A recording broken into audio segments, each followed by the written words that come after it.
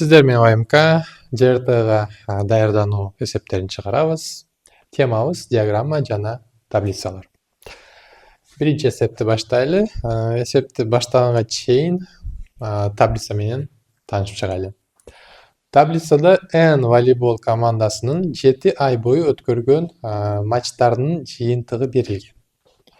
Мынакей биринчи айда канча жолу уткан, канча жолу утулган жана башка 7-чи ай. Эми биринчи суроо. N командасы биринчи 6 айда канча матчты жеңген? Анда биринчи 6 айдын сандарды не кылыш керек? Кошуп чыгышыбыз керек экен. Жөн эле кошуп койсок болот. 5, 4, 5, 6, 4, 3. 5, 5, 10, 4, 6, 10, 4, 3, 7. 2 ондук 27.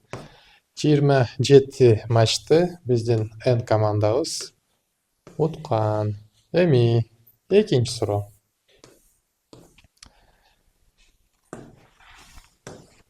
Экинчи суроодо не дейт?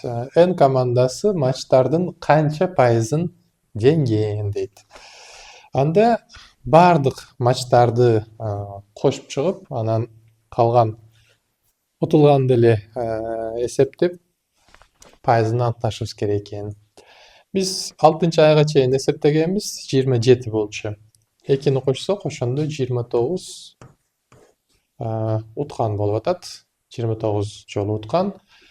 Утулгандарды эсептейли. Канча жолу утулган? Жөн эле ушул жерде эсептеп кетели. 3, 4, 7, 9, 12, 14, 17, 21. 21 жолу утулган. Эми кантип пайызды тапсак болот? Жеңген матчтардын пайызын тапсак болот. Андай эме кылыш үчүн болгону матчтар бизде канча? 29 плюс 21 50 матч. Şu 50 матчты 100% деп алсак, бизге 29 матч керек. 29ду x деп алабыз. Бул жерде пропорция менен чыгарып койсок болот. Түз эле пропорция болот. Ошондо кандай көбөйтөбүз? Крест-накрест болчу орусча, кыргызча билбейт экенмин. Ошондо 50-ны x-га, 29-ду 100-гө көбөйтөбүз. 50 көбөйтүү x барабар 29 көбөйтүү 100. X-ти кантип табабыз? X барабар 2900 бөлүү 50. Ошондо чыгат экен бизде канча? 58%. 58%. В 58. Үчүнчү суроо. Таблицага караганда N командасы үчүн кайсы ай эң жаман, ийгиликсиз ай болгон? Эми ийгиликсиз болуу үчүн эмне болуш керек? Көп жолу утулуп, аз гана жолу утуп калыш керек да.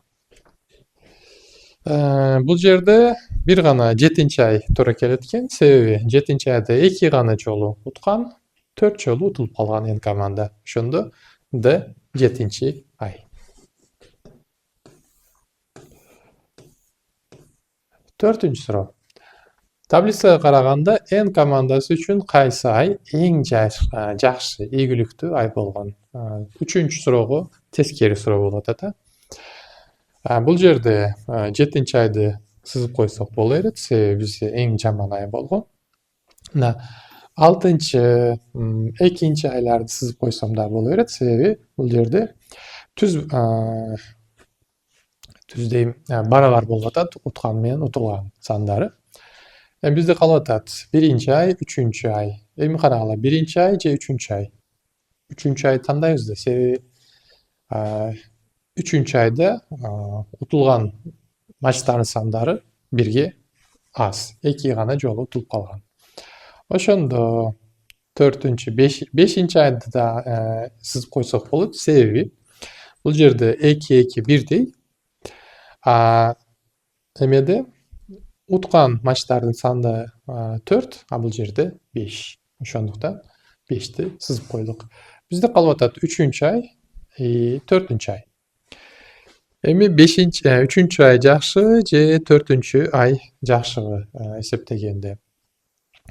Эми карагыла. Процент менен ала турган болсок, бул жерде 4-чү айда 100% уткан саны көп. 3кө көп да. А бул жерде 3кө көп уткан матчтардын саны. Бирок процент менен эсептегенде 250% болуп кетет да. Ошондуктан 3-чү ай бизге ийгиликтүү же болбосо эң жакшы ай деп эсептесек болот. 5-чи. Эгер бул сезондо дагы 50 матч өткөрүлсө, жыйынтыгында матчтардын 70%ын жеңүү үчүн N командасы дагы канча матчты жеңиши керек? Бизде суроо болду эле да буга чейин. 58% матчтарды жеңишти эле. 58%. Ошондо бизде канча матч болчу? Болгону 50 матч болчу.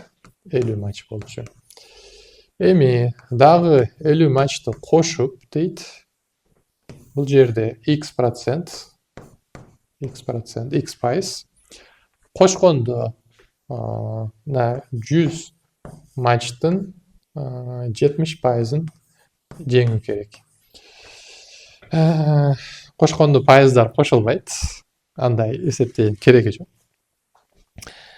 100 матчтан 70% утуп алатат. Анда 70 матч утуш керек.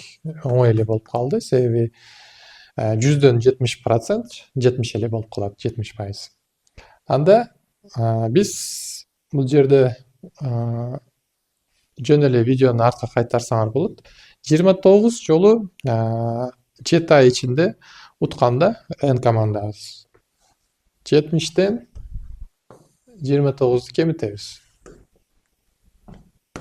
70 минус 29 ошондо бизде болот 41. Бул жерде процент эске албасак, мына 50 матчтын 41'ин жеңиш керек. 50 бизде 100% болсо, анда 41 канча процент болот? Эми биринчи жолу эсептеп бердим процентмен.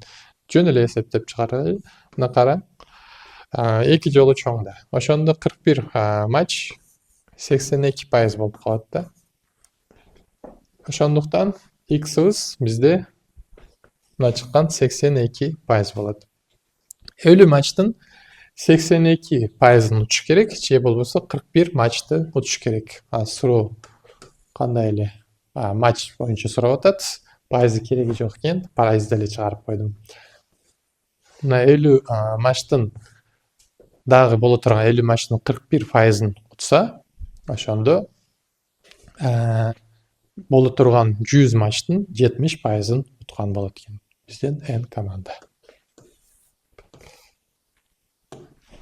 Кийинки таблица ошо менен байланыштуу суроолор.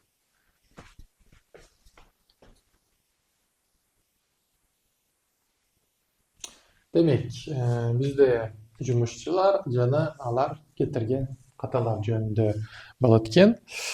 Каталардын саны ката кетирбей иштеген жумушчу 2%, бир ката менен иштеген жумушчу 5%, 2 ката менен иштеген жумушчу 10%, жана башка.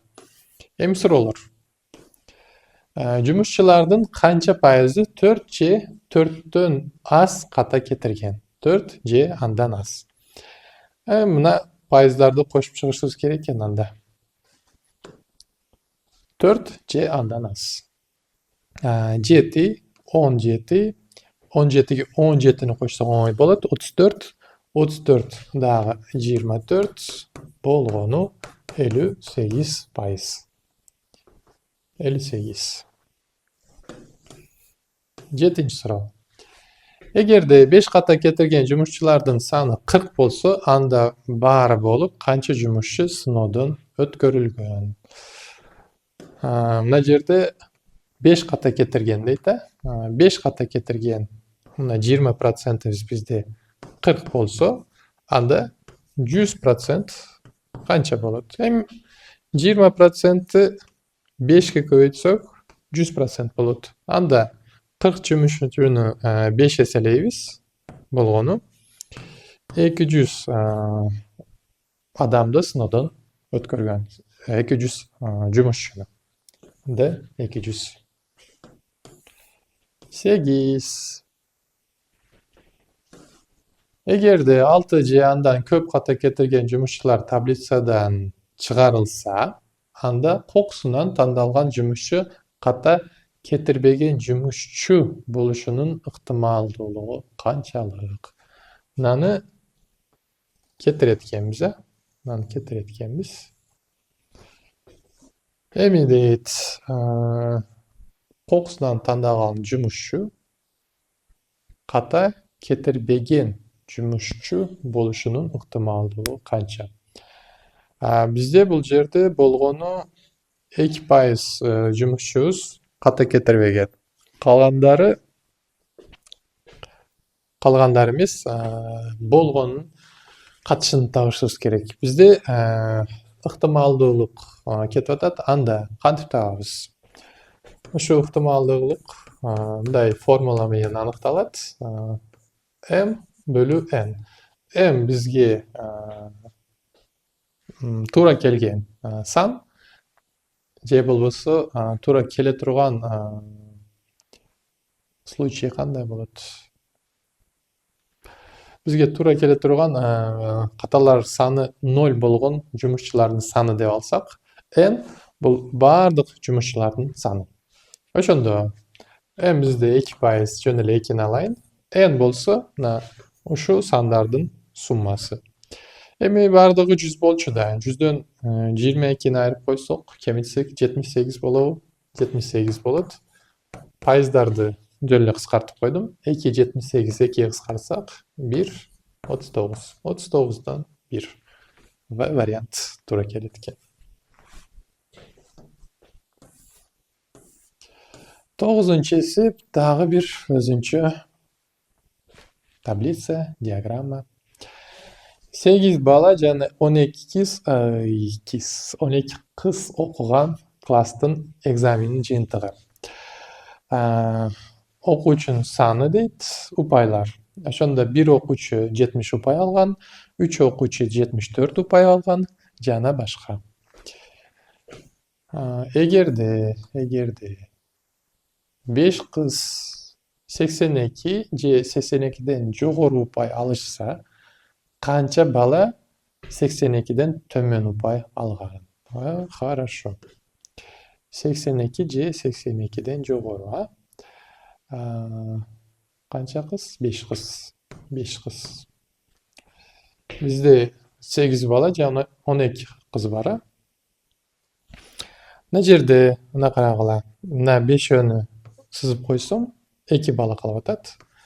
Демек, 2 бала бизде 82 же андан жогору бала алган. Анда 80 же андан төмөн бала алган сандарды, балдардын санын кантип аныктасак болот? Болгону 8 бала. 8 бала минус 2 бала. Демек, мына жерде 6 бала бар. 6 бала Б жооп. 10-нчу суроо. Эгер экзаменден өтүү упайы 76 болсо, бардык окуучулардын канча пайызы экзаменден өтпөй калган? 76 өттү. Мына жерде 1 2 3 4. 4 бала өтпөй калып атат. Болгону бизде канча бала бар? Болгону бизде 20 бала бар. 20 бала 100% десек, 4 бала белгисиз. Кантип оңой менен чыгарып койсок болот? 20-ны канчага бөлсөк 4 чыгат? 20-ны 5ке бөлсөк 4 чыгат. Анда 100дү жөн эле 5ке бөлүп коебуз. Ошондо 20%. 20% балдардын жөн эле бала эмес, окуучу дейин, 20% окуучу экзаменден өтпөй калган. 11-ci суроо. Бардык алынган 20 упайдын медианасы канчага барабар? Эми бул жерде мындай суроо да. Медиана деген бул бир катардын ортодогу тандап алыш керек. Эгерде бир катарда жүп сан боло турган болсо, ошо ортодогу эки сандын арифметикалык ортосун таап коюш керек да. Бизде болгону 20 катышуучу, ошондо 10 менен 11 эмелердин, упайлардын арифметикалык орточосун табышыбыз керек да. 1, 2, 3, 4, 5, 6, 7, 8, 9, 10. 10 бизде 76 упай болот, а 11 78 упай болуп калат. 78. Медианасы болсо, мынанын арифметикалык орточосу дегени 76 кошу 78 бөлүп 2. Ошондо бизде 77 чыгат. 77. Азыр мен катарды толук менен жазбай атам да. Толук менен жазсам 70, 74 3 жолу, 76 6 жолу, анан 78 2 жолу жана башка баардыгын жазып чыгып, 10, 11 ошондо да 76 78 болот. Орточолугу 77, ушул катардын медианасы болуп калат. 12-ci суроо. Эгер ар бир окуучуга 5 упайдан кошуп берилсе, төмөндө берилгендердин кайсынысы өзгөрбөйт? Экзаменден өтпөгөн окуучулардын саны. Экзаменден өтпөгөндөр 76-дан төмөн болуш керек. 76 бул экзаменден өтүү эмес, Эми карагыла. 74кө 2 балл кошсок, уже мына 3 балл 76 болуп экзаменден өтүп калат. Бизге туура келбейт, себеби экзаменден өтпөгөн окуучулардын саны өзгөрөт. Бардык упайлардын арифметикалык орточосу. Эми упайды кошуп берсе, арифметик орточодо ошо кошулуп кетет да, өзгөрөт сөзсүз. Аны эсептештин кереги да жок. Бардык упайлардын медианасы. Медиана бизде өзгөрөбү, өзгөрбөйбү? Эгер ар бир окуучуга албетте өзгөрөт. Себеби бизде ортодо 76-78 болчу.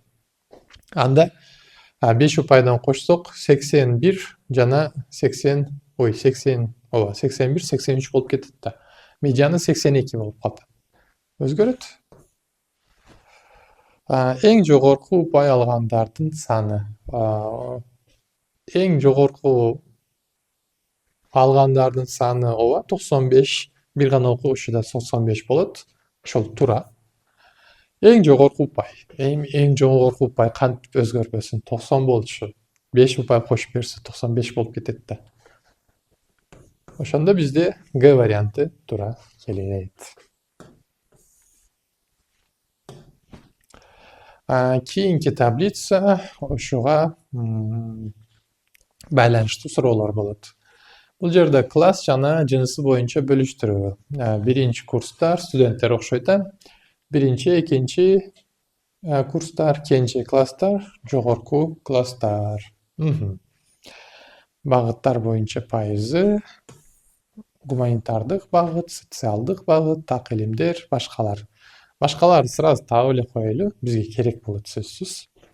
33, 30 кошсок 66, 66га 24 болот, бизде 90 болгону. Анда башкалар 10%. Эми суроолор. Биринчи курста окуган балдардын экинчи курста окуган кыздарга болгон сандык катышы. Биринчи курста окуган балдар 303, экинчи курста окуган кыздар 109. 303 109. Охо, канча кыскартсак болот? Биринчи курста окуган балдар, экинчи курста окуган кыздар болгон катышы. Билбейм. 303 3кө кыскарат, 101 болот. Бирок 109 3кө кыскарбайт да. 101ге да кыскарбайт. Кызык.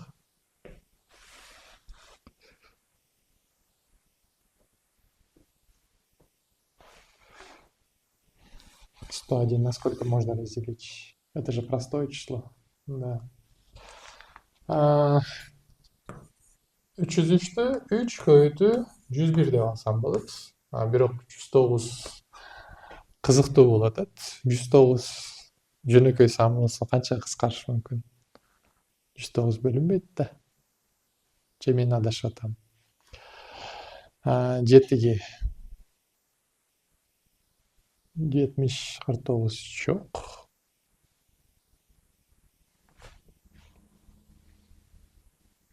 Бул жерде же мен таппай атам, же катачылык кетирилген. Маселени түзүп жатканда бир сан туура эмес жазылып калган.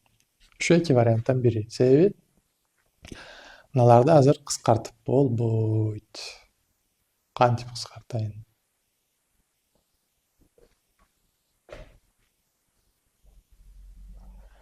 Мындай кылып көрөлү.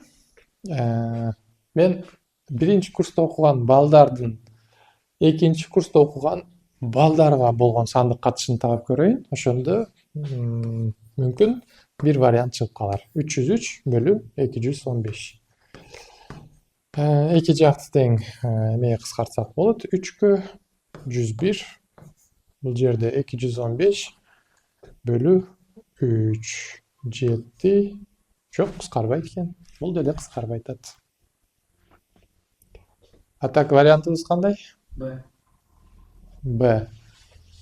3'төн 1 деген жооп чыгыш керек экен. 3'төн 1 болуш үчүн экинчи курста окуган кыздардын саны 101 болуш керек да. Мына 303 бөлү 101, ошондо 3'төн 1 чыгат. Бул жерде көрүнүп турат, катачылык кетпилген. 14-чү эсеп: студенттердин канчасы гуманитардык, социалдык же так билимдер багытынын студенттери эмес? Анда мына башкалардын процентин таап коюшубуз керек. Байла тапканбыз да, ошондо бизде 10% чыкты беле?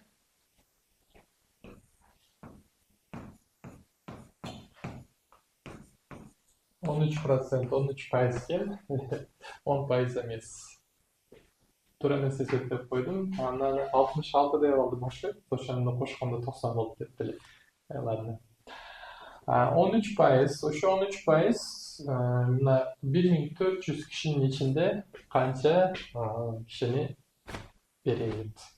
Эми 13% дегени 13 бөлү 100 да. Болгону 1400 көбөйтүп коебуз. Ошондо нөлүктөр кыскарып кетет.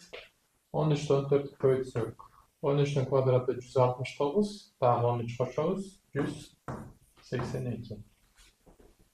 V variantı 182. 15. soru. 15 soru.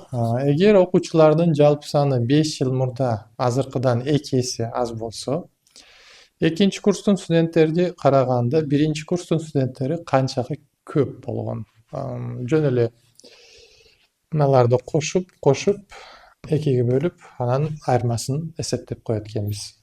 303 кошу 259 канча болот? Бизде чыгат 562. Экинчи курстар болсо 324. 324. Бул азыркы. 5 жыл мурда 2 эсе аз болгон. Ошондо биринчи курстардын саны 281, экинчи курстардын саны 162. айырмасы болсо 9 1 жана 1 119'du берет экен. А вариант бизге туура келет. 16-cı эсеп. Таблицалардын кандай божомол кылса болот? Таблицалардан. Биринчи божомол. Так илимдер багытында кыздарга караганда балдар көп. Өзүңөр кичине артка видеону жылдырып көргүлө. Таблицада жөн эле балдардын саны анан процент берилген, бирок жазылган эмес да мына жерде багытка мынча кыз, мынча бала деп. Ошондуктан эсепте болбойт. Биринчи туура эмес. Экинчи, социалдык жана так илимдер багытынын студенттеринин саны жалпы окуучулардын санынын 50%-нан көп. Буну эсептеш керек. 3. Жогорку класстагы балдардын жогорку класстагы кыздарга болгон сандык катышы 2-1. Буну да эсептеш керек, бирок бул оңой эле эсептелинет. Демек, жогорку класстагы балдардын саны 160, кыздардын саны 84. Ошол катышыбыз 2-1ден аз болуш керек экен, мынадан аз болуш керек экен. Жөн эле чыгарып койсок болот экен, мына карагыла. Мына 2-1де жөн эле 80ге көбөйтүп турган болсок, бул жерде 160, 80. Ошондо биздин катыш 160, 160. Бирок чоң санга бөлүп атабыз, ошондуктан мына 160 бөлү 80ден кичине. Туура. Демек, биздин 3-чү божомол туура эле болуп атат. Эми экинчи божомолду текшериш керек. Жок, текшериш кереги жок. Эмне үчүн текшериш кереги жок? Себеби жооптордо бизде жалаң 3 деген жооп жок да. Ошондуктан экинчи туура болот. 2 жана 3. Эгерде мына жооптордун ичинде жалаң 3 жана 2 жана 3 болгондо мен текшеришим керек эле, себеби 2 туура эмес билбейт элем. Бирок жооптун ичинде жалаң 3 жок. Ошондуктан мен түшүнүп жетип атам, 2 туура жооп болот. Эми ишенбегендер өздөрү иштеп чыгат. Эмне дейт? 92-93 жылдар сатылган жеке компьютерлердин саны миллион. IBM, Apple, кандай компания билбейм, мынаны деле билбейм. Бизге келгени ушу IBM жана Apple да. То бизге жетип келген анда 92-93 жылдары IBM болсо керек. Билбейм эми. Бирөө жарымда болсо. 92 жылы Packard Bell компаниясы тарабынан сатылган жеке компьютерлер ошол эле жылы сатылган бардык компьютерлердин болжолдуу канча пайызын түзөт?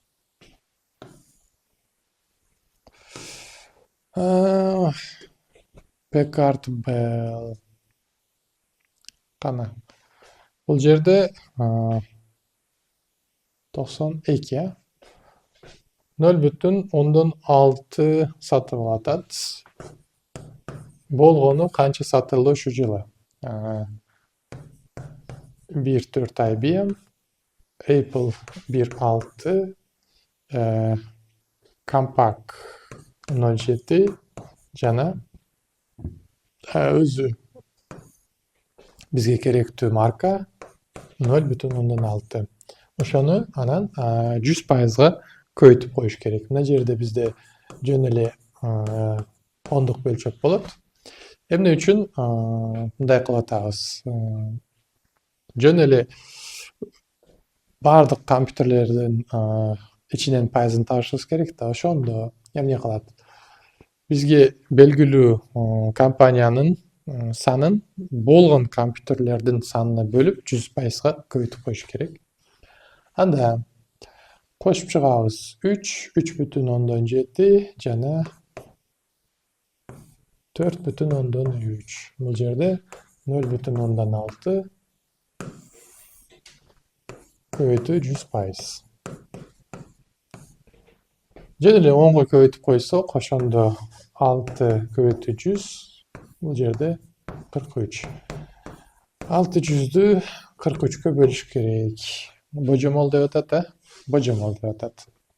Анда биринчи болгон цифраларын аныктап койсок, ошо жетиштүү болот окшойт. Бир жолу 43 кеметебиз 17, 170'ti içinde 4 жол алсак болобу? Жок, 3 жол алабыз.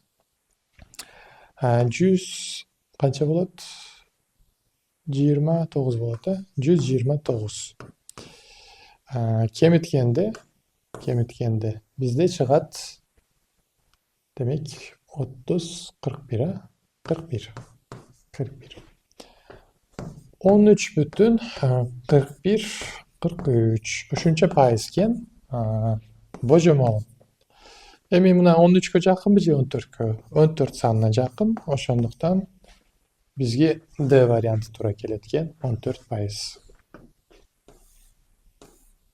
18-ci суроо. 92-жылдан 93-жылга чейин Compaq компаниясы саткан компьютерлердин саны канча пайызга өстү? Демек, Compaq мына жерде мынча миллион, канча пайызга? 100%га? Эмне үчүн? Бизде 0,7 болчу. Ошо 100%. Эми 1,4 сатып атат, кийинки жылы канча пайызга өсөт? Эми биринчи мына канча пайыз? 200% болуп калат да, себеби 0,7-ни жөн эле 2 эле эсептелесек, 1,4 чыгат. Пайыз деле ошондой эле. 200%. Канчага өсүп атат? 200 минус 100. 100гө өсүп атат. Г 100. 19. 93-жылы IBM, Compaq жана Tandy таблицада көрсөтүлгөн эмес. Компанияларынын сатылган жеке компьютерлерин катышы 3-2-1 болсо, Tandy компаниясы тарабынан 93-жылы канча компьютер сатылган? Демек, биринчи IBM'ди чачышыбыз керек. IBM бизде 1,4 сатып атат. Эме болсо, кайсы компания экинчи? Compaq да. Compaq сатып атат 93-жылы. IBM туура эмес жазып алдымы? 2,1 болуш керек эле. Азыр тууралап жазайын. 93-жыл IBM 2,1 миллион компьютер саткан, а Compaq 1,4 миллион саткан. И мына сан кандай болот? Ушуну табышыбыз керек. Эгерде катыштарыбыз 3, 2 жана 1 болсо. Оңой эле чыгат. Себеби 2,1ди 3 көбөйтүү 0,7, а 1,4'tü 2 көбөйтүү 0,7 жаза алсак, ошол эле 0,7 миллион компьютерди Tandy компаниясы бизде саткан. Эми 0,7 миллион деп атам, көбөйтсөк 700 миң болот экен. Дагы башка таблица кетти. Мектеп аттестаты, адистик даражасы, бакалавр, магистр, доктор. Мына жылдар болсо керек. Мына сандар болсо керек. Канча окуучу мектеп аттестаты алган, канча адистик даража алган жана башка.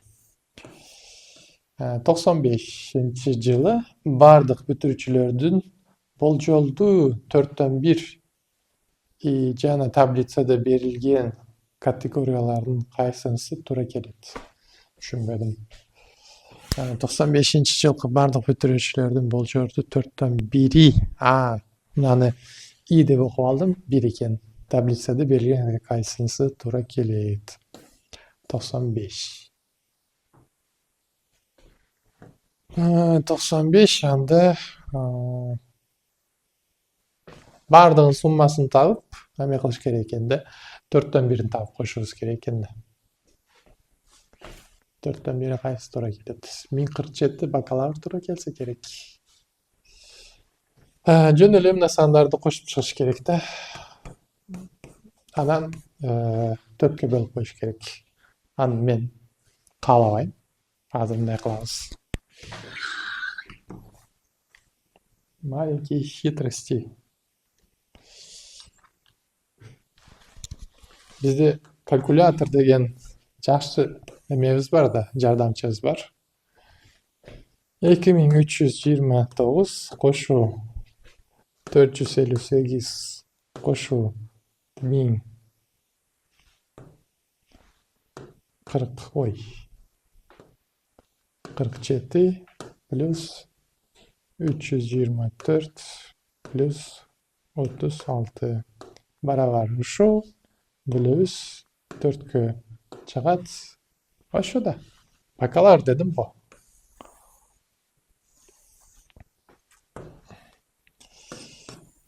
Бакалавр.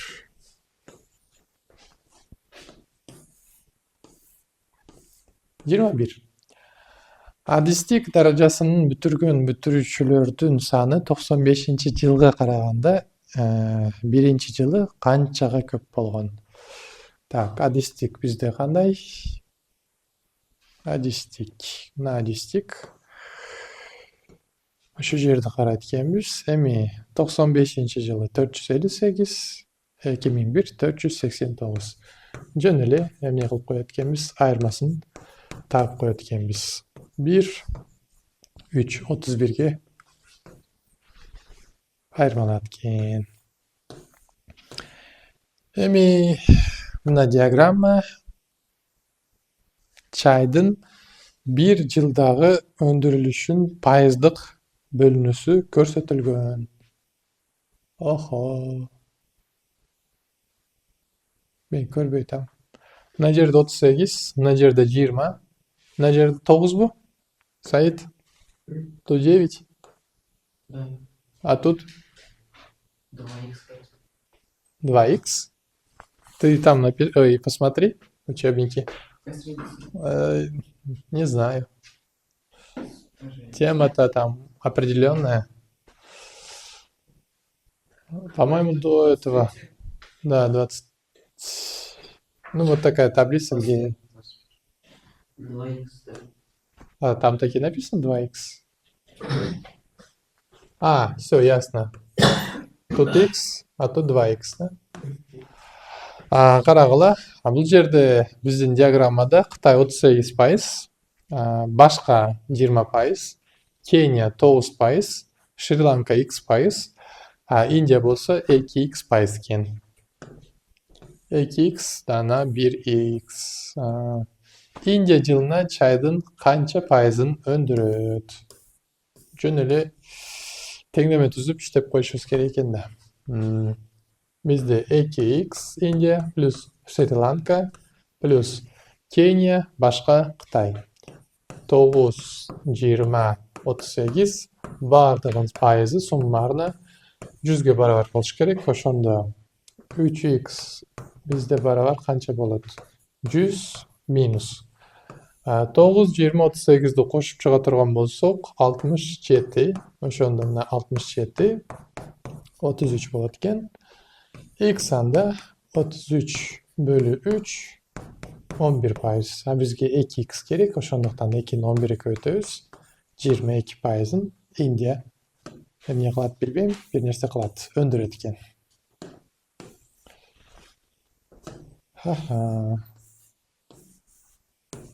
22, 23.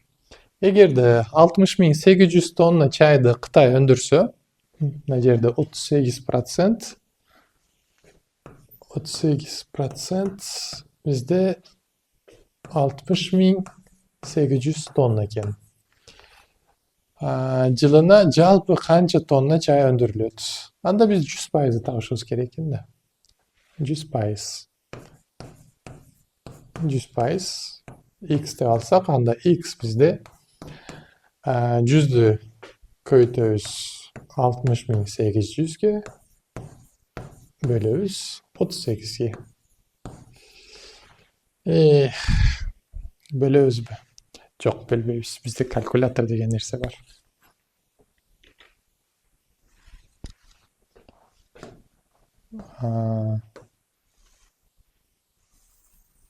Şunu кичирейтсе болобу? Обычный.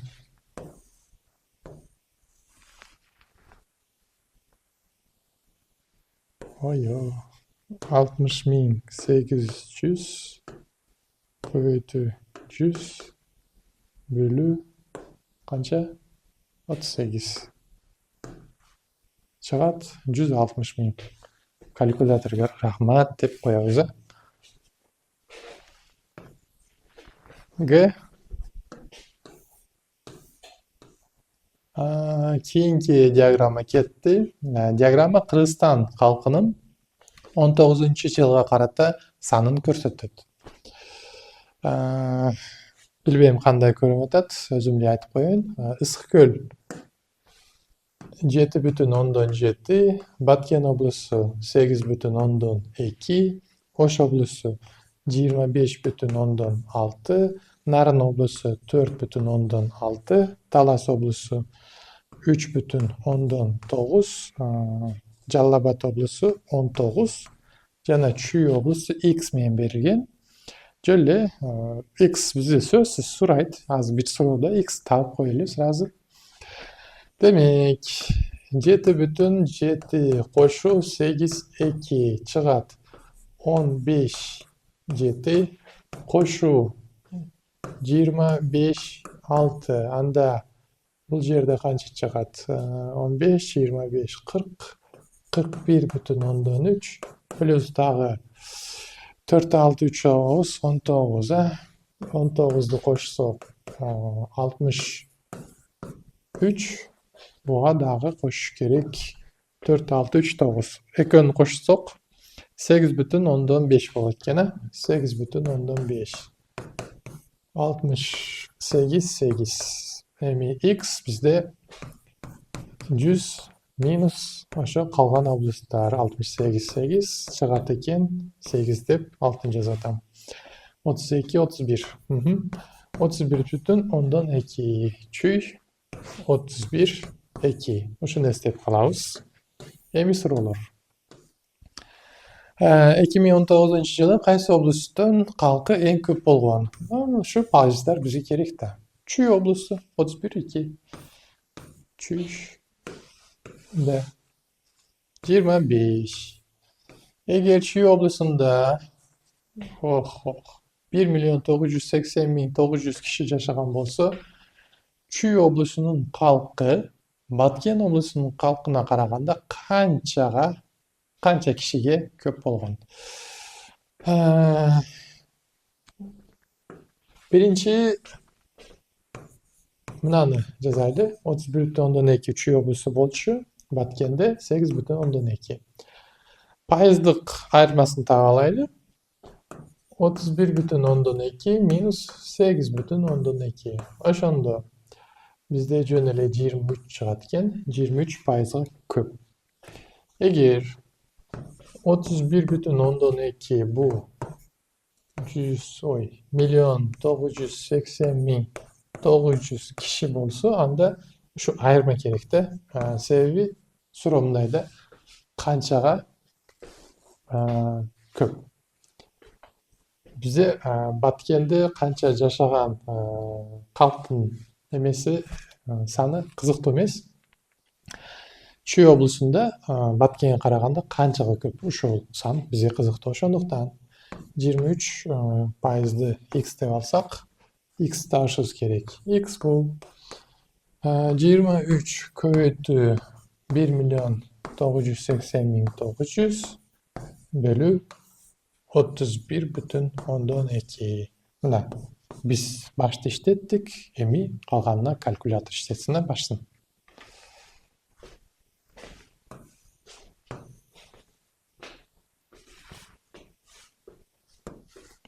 23 kötü 1.980.900 bölü 31,2.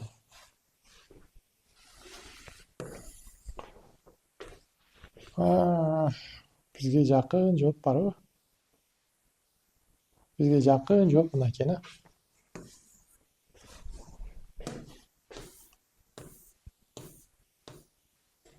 26. 19-жылы Чүй жана Жалал Абад облустарында Кыргызстандын калкынын канча бөлүгү жашаган? Жөн эле эки облустун пайыздарын кошойлу. Чүй 31 бүтүн ондон 2 болчу. Жалал Абад болсо 19. Экөөнү кошо турган болсок, канчачы болот? 50 бүтүн ондон 2. Эми жөн эле катышты таап коет экенбиз да. 50 бүтүн ондон 2 бөлү 100. Эми 50 болсо 2ден 1 болчу да. Ошого 2ден 1 деп кое берет экенбиз.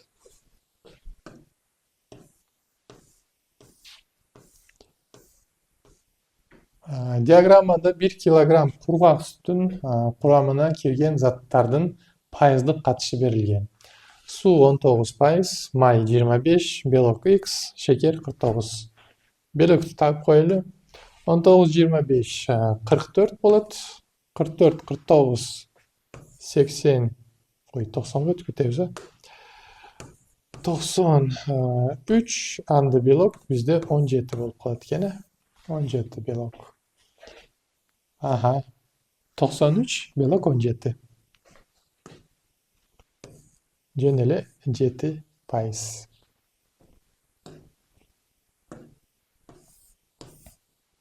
Мына как раз 7.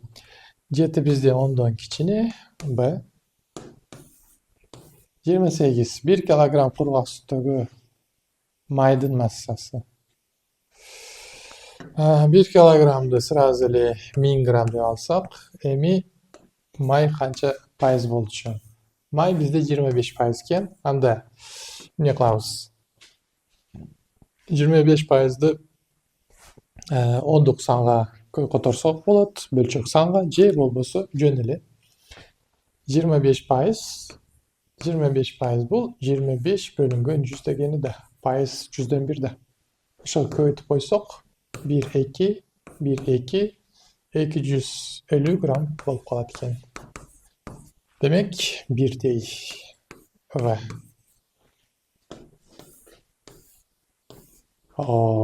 Дагы башка таблица. Таблицаларды көргөнү көзүм жок. Буудай жана кара буудай.